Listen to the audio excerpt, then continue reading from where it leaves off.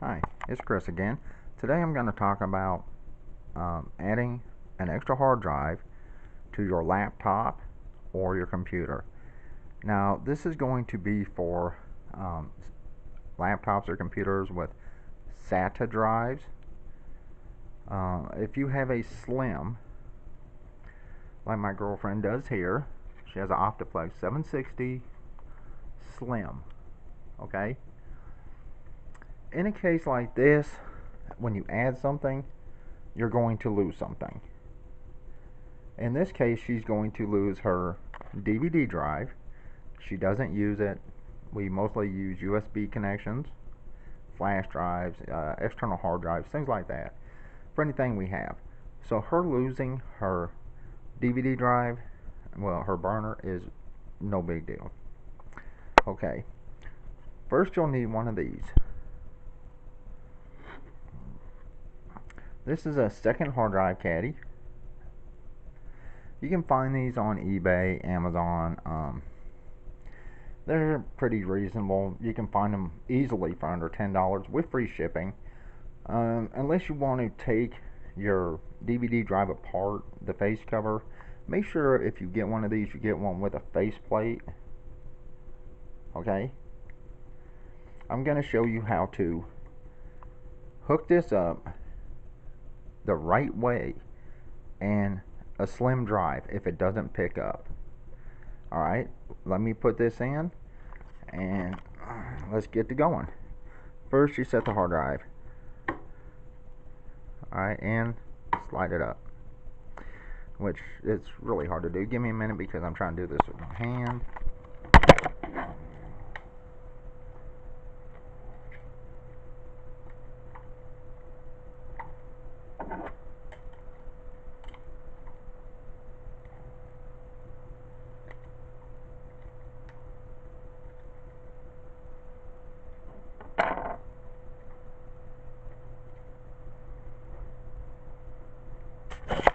Okay, as you can see, it's a little tight. I'll be right back as soon as I get it pushed up in there. Okay, I know what happened here. One of these little side screws wasn't screwed out all the way, so the hard drive was catching. Easiest way to put this in, lift it up on the back, slide in the front, and just push up. Okay, and you can just see it falls in. Alright, I'm not going to screw this down because I actually have this installed in my girlfriend's computer most of the time for her to have external hard drive, extra hard drive. Alright, now I'm fixing to shut her computer down. I'm going to rip it apart and I'm going to show you what not to do and what to do if your hard drive doesn't pick up. Be right back. Okay, I got the cover off. Right here is her DVD drive. Alright, first thing we're going to do is unplug the cables. Your computer may or may not be different than this. Hers has a release right here. Alright, that you lift up, and that hard drive should come out. Once I get it lifted up, like I say, I mean, this is really hard to do with one hand. So let me get this out. Okay, once you lift that up on hers, it pulls back. Then the whole piece lifts up. Once again, like I say, I'm trying to do this with one hand, so just give me a second.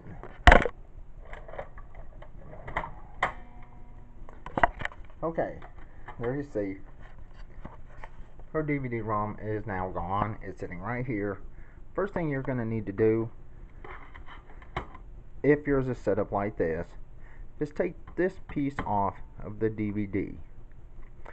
And it has little bitty screws on the sides. If you don't have a screwdriver small enough for this, you can actually use a small knife. I have a really small paring knife here. Okay, just tiny dollar store paring knife. Now let me get that unhooked and I'll show you how to hook it up. Alright, here's the drive. As you can see, it's hooked up. Now on this, if it won't go on, it could be the screws to this here, the adapter holder may be sticking out too far. Now on this, I only put 2 screws back in because I just don't want it to move. And putting this stuff on with a knife on this back side, it's really tight. It's really hard to do. Alright, now let me get it back in. I'll be right back. Okay, I got it in. And what I did was, I wanted you to see, Midnight, he's trying to be this royal pain today. I got it hooked up with the same wires that was on the DVD burner. Now, Sata, go on Midnight, Sata is not like IDE. Watch what happens if I hook it up to the same wires.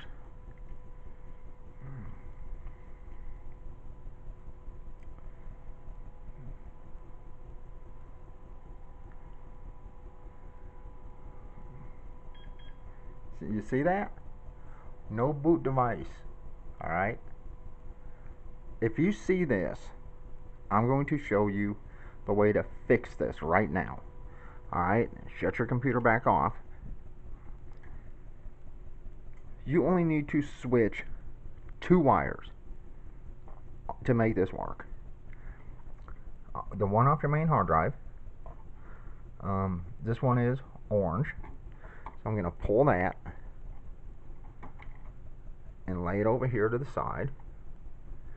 Now I'm going to pull the blue wire off of where the DVD burner was. Alright, now I'm going to hook the blue wire.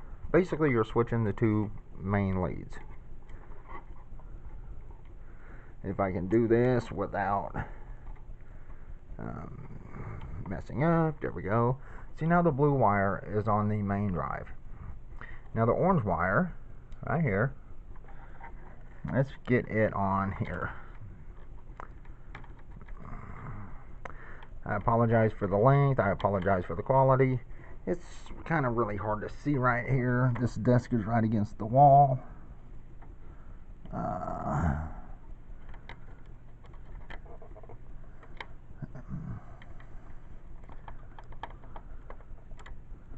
There we go. Finally. Alright. As you can see, the orange wire is now on your second hard drive. The blue wire is off your, that was on your DVD, is now on your main hard drive. You switch this wire and this wire. Now, let's turn her on. Like I say, I'm leaving this apart so you can see, so I don't have to just keep taking this apart. Now this should boot up into Windows.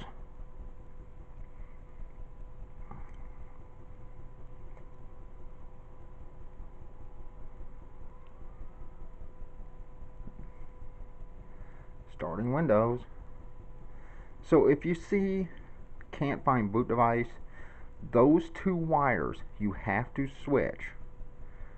Okay, you don't, nothing else you should have to worry about. Just those 2 wires. If you install this, an extra hard drive, and you find no boot device. Alright.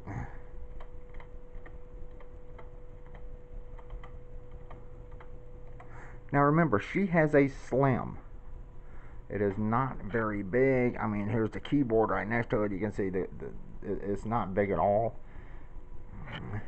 There's Windows. Installing device driver. And there's the hard drive. Open.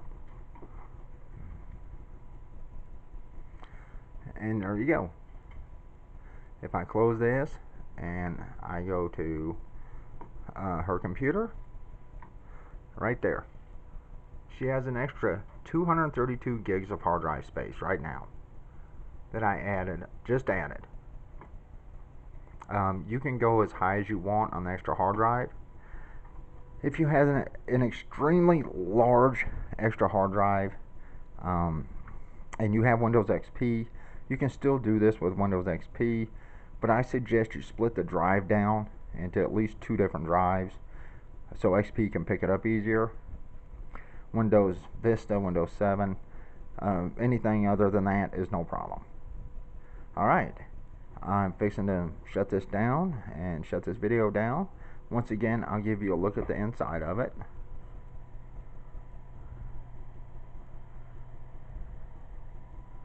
And remember, when I first booted this, no operating system, I had to switch this wire, this blue one, and this orange wire. I had to switch these two. And the name of the adapter, and you can buy these for definitely under $10. It's a Sata second SSD HDD hard drive caddy. It's a tray.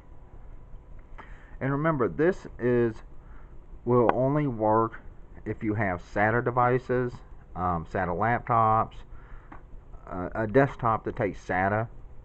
If you have IDE, it's a complete different setup.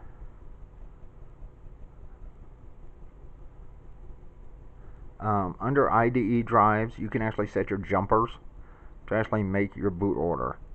Under SATA, not so easy to do that. That's why it's just simpler to just switch the cables and get your drive to pick up. Alright, this does it for this video. I apologize for the quality, I apologize for the length, and everyone have a good day.